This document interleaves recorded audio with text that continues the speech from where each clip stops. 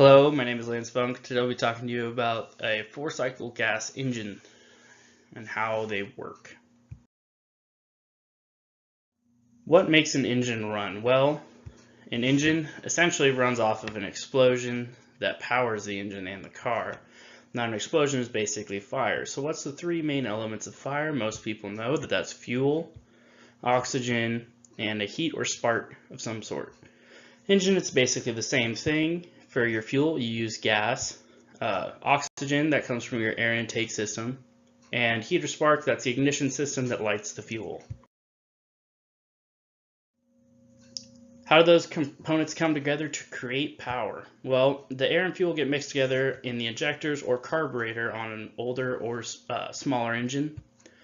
The mixture then gets pushed into the cylinder where the ignition system sends power to the spark plug, igniting the mixture, causing combustion. That explosion then turns the crankshaft, sending power to the transmission and ultimately the ground. What do I mean when I say four cycles? So the four cycles refer to the individual pistons within the engine, and each cycle is essentially the pistons moving up or down in the cylinder. When we say moving up, we'll say that's top dead center, and the bottom will just be the bottom of the cylinder, just for simplicity. The four different cycles are intake, that's when the piston's moving down, it opens the valve to let the fuel air mixture come in, the piston sucks it into the cylinder. Then it goes into compression where the piston goes back up, seals both of the valves on top and compresses that mixture anywhere from 100 psi to 200 psi for your standard V8 engine, roughly 150 psi. Then you have expansion. Expansion can be called expansion, ignition, combustion, or your power stroke. It has multiple names. Essentially what happens is the spark plug lights it while it's all compressed up at the top dead center and pushes the piston down. This is actually the only stroke that delivers power directly to the engine. Then you have exhaust. Once it's all the way down, it opens up the exhaust valve and pushes all the hot burnt fuel out through your muffler and out your exhaust pipe of your car. Now, linear power to rotational power, that's essentially what's happening here, and the explosion causing the piston to go downward is just direct linear power.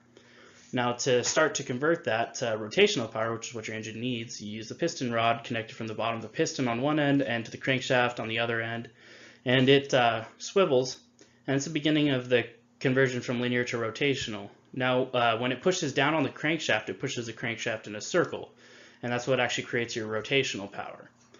If an easier way to think about that is if you're trying to walk through a spinning door and you push on the door and it spins around, that's essentially what's happening.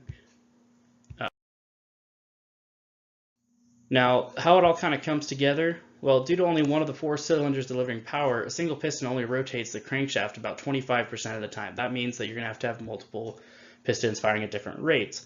Now, they do have it fire at different times to make sure the crankshaft always has power to run the pistons through the other three of the four cycles. And each piston essentially fires every 2 rotations of the crankshaft. So i.e. on an 8-cylinder engine, 4 pistons fire at each rotation, 2 on each side to keep the power distribution even. Now, given a normal idle speed is anywhere from 600 RPMs to 1100 RPMs, that means that the pistons are firing at a rate of 300 to 550 times a minute, or once every 109 to 200 milliseconds. So the gaps between the actual firings are very, very small, giving you the most power. That's the basics behind a four-cycle gas engine. Thank you for listening to my presentation.